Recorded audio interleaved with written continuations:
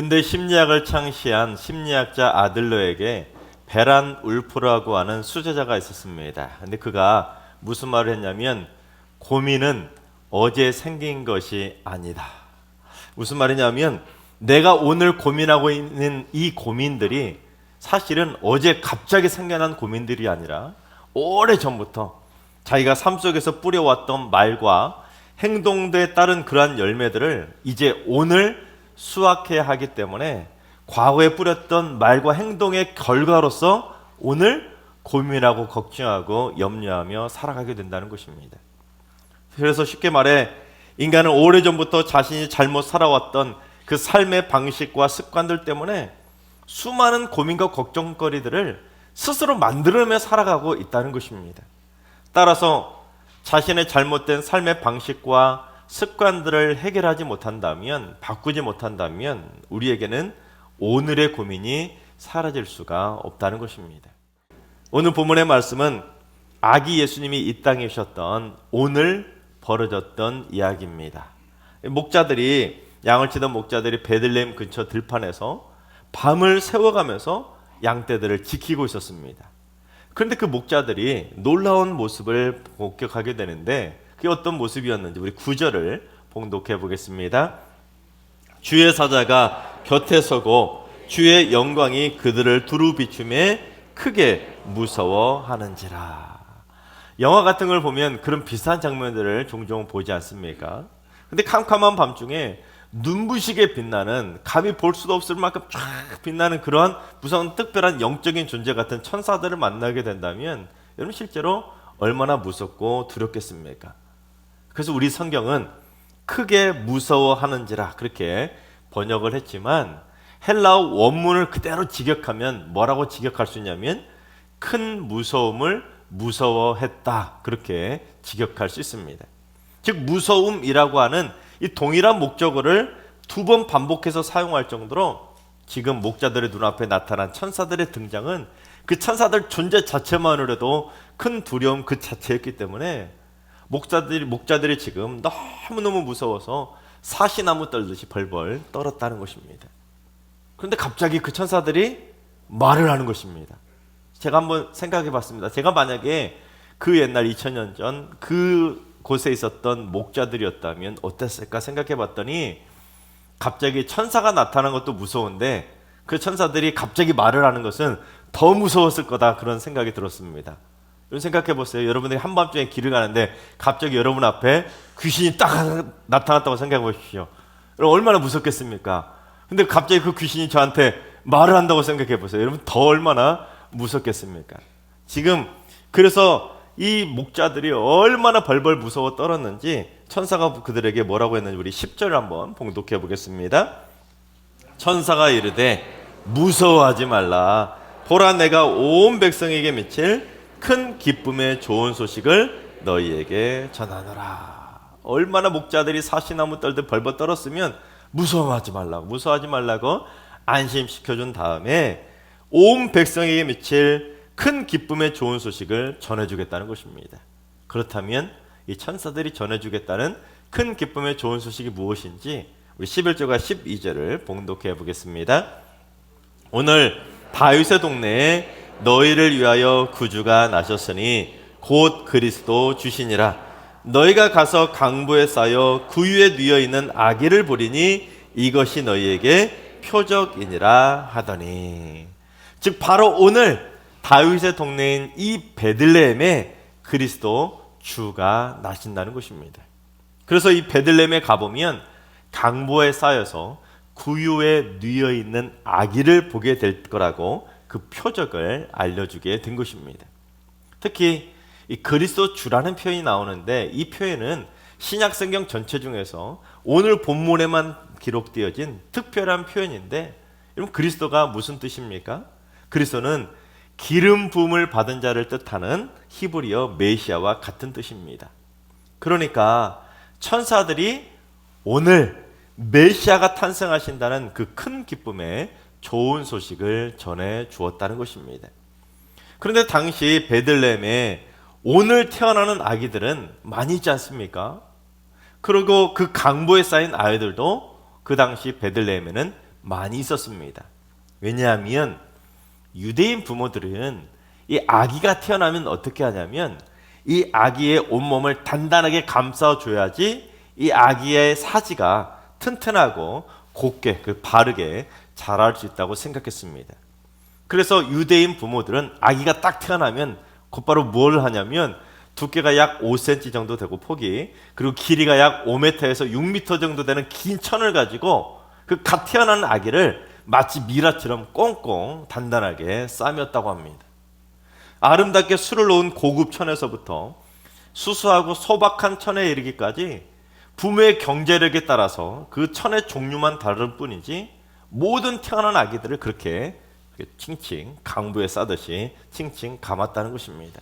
근데 그 어느 정도 감아두었냐면 적게는 30일 정도, 길게는 60일 정도까지도 그렇게 아기들을 강보에 싸서 꽁꽁 쌈에 두었다는 것입니다.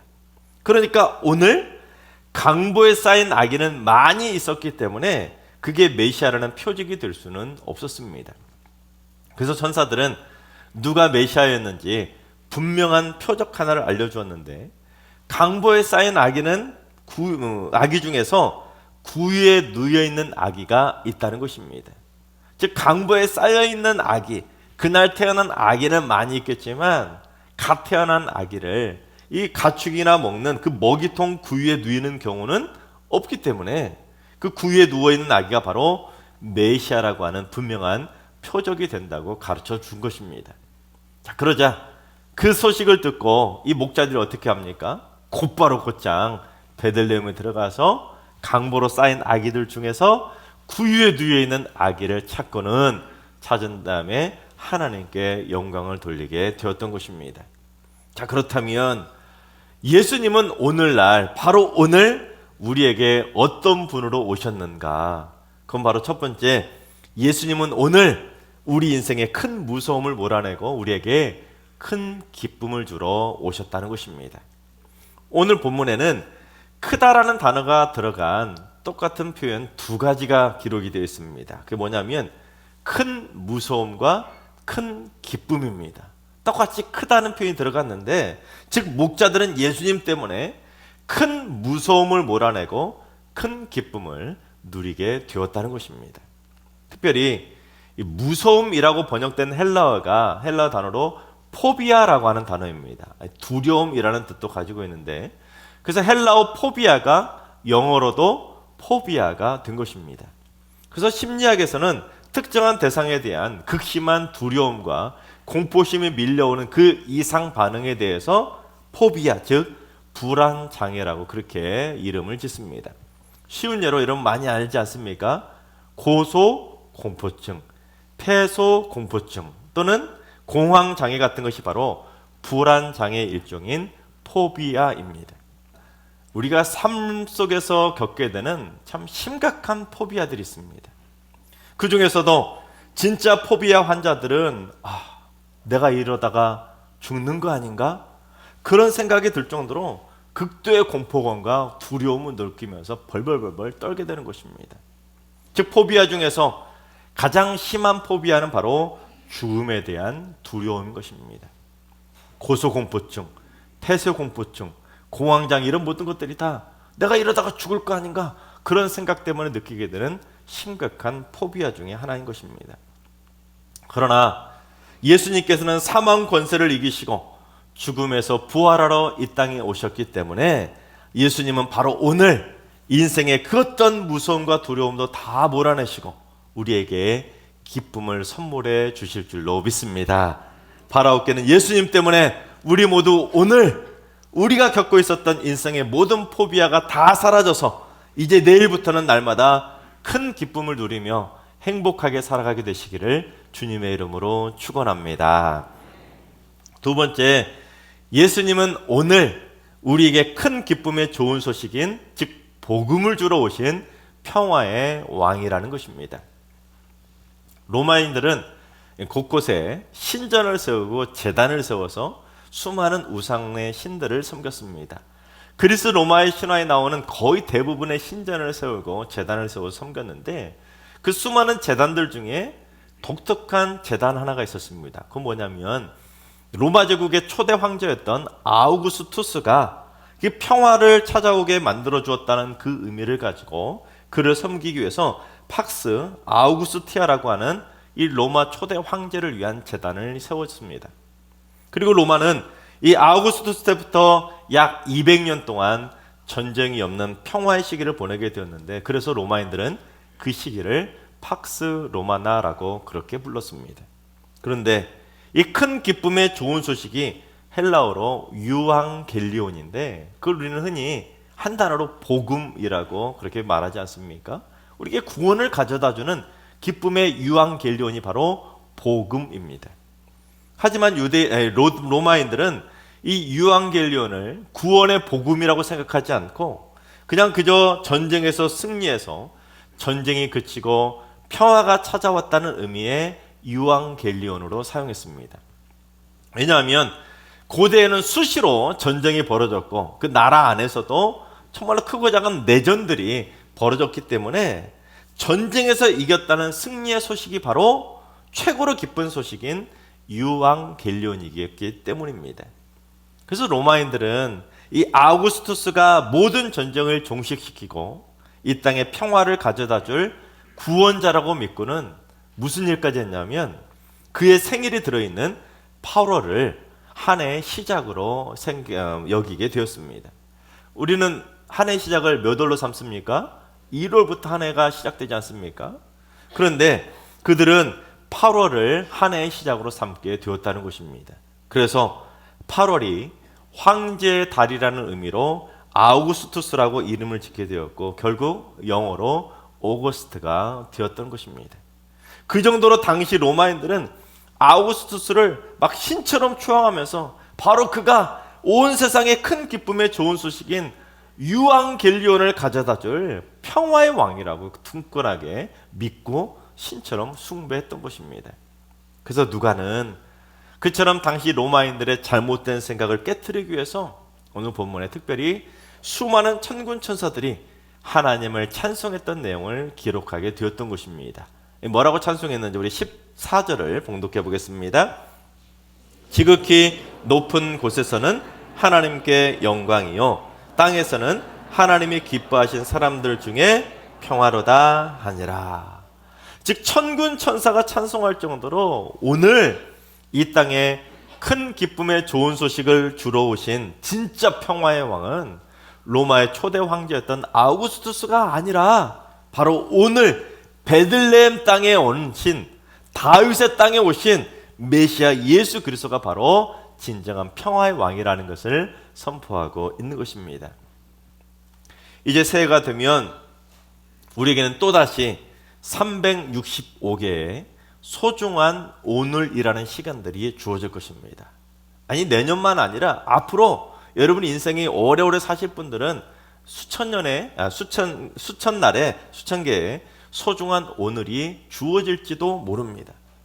바라옵기는 우리 모두 새해 받게 될 1년 365일의 그 소중한 오늘들이 날마다 주님께서 주시는 큰 기쁨의 좋은 소식을 들으며 살아감으로 말미암아 매일매일의 오늘이 하나님 안에서 기뻐하는 행복한 날들이 다 되시기를 주님의 이름으로 축원합니다. 자, 그렇다면 우리가 평화의 왕이신 예수님을 어떻게 해야 만날 수 있느냐? 그건 바로 오늘입니다. 오늘 내게 맡겨진 일에 최선을 다해야 평화의 왕이신 주님을 만날 수가 있다는 것입니다. 여러분, 예수님이 탄생하신 이 성탄절 날짜는 전 세계 많은 나라들이 우리처럼 12월 25일을 성탄절로 지킵니다. 하지만 일부 정교회 쪽에서는 1월 6일이나 또는 1월 7일을 성탄절로 지킵니다. 그러니까 무슨 말입니까? 같은 예수님을 믿는 그리스도인들조차도 예수님이 탄생하신 날을 똑같이 지키는 것은 아니라는 것입니다. 왜 그러겠습니까? 예수님이 탄생하신 그날을 정확하게 알 수 없기 때문입니다. 하지만 예수님이 탄생하신 정확한 성탄절 날짜는 우리가 알 수 없지만 정확하게 알 수 있는 것 하나가 있는데 그건 무엇이냐면 예수님이 탄생하셨던 때는 바로 겨울이었다는 것입니다. 그러니까 2000년 전 예수님이 탄생하셨던 오늘이 바로 계절로 따지면 겨울이었다는 것입니다. 자, 그렇다면 한번 생각해 봅시다. 베들레헴 근처에서 겨울에 양떼를 치던 목자들이 어땠을 것 같습니까? 한겨울에, 그것도 한밤중에 날을 새며가면서 양떼를 지킨다는 것이 쉬웠을까요? 어려웠을까요? 절대로 쉬운 일이 아니었을 겁니다. 에이 목사님, 이스라엘은 중동 지역인데 겨울에 추우면 얼마나 춥겠습니까? 아닙니다. 여러분, 눈이 잘 내리지 않을 뿐이지 중동 지역도 겨울이 되면 추운 곳은 진짜로 춥습니다. 게다가 이 베들레헴은 해발 약 750m 고지에 있는 마을이었기 때문에 이 베들레헴은 겨울에도 꽤 쌀쌀한 동네입니다. 실제로 제가 2006년 1월 말에 이스라엘의 성지 답사를 다녀왔었는데 정확히 1월 26일 밤에 이 베들레헴에서 하룻밤을 자고 그 다음날 아침에 베들레헴에서 예수님을 탄생하는 기념교회인 예수님 탄생 기념교회를 방문하려고 그 전날 1월 26일 밤에 이 베들레헴에 있는 한 호텔에서 숙박을 했었습니다.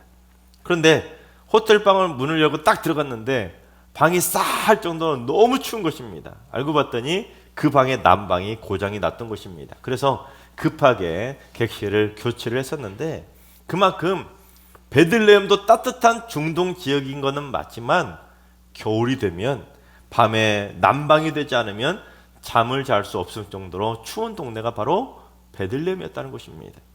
그런데 이 목자들이 춥고 힘들지만 한밤중에 들판에서 겨울밤을 지새며 그 양떼를 쳤던 이유가 있었습니다.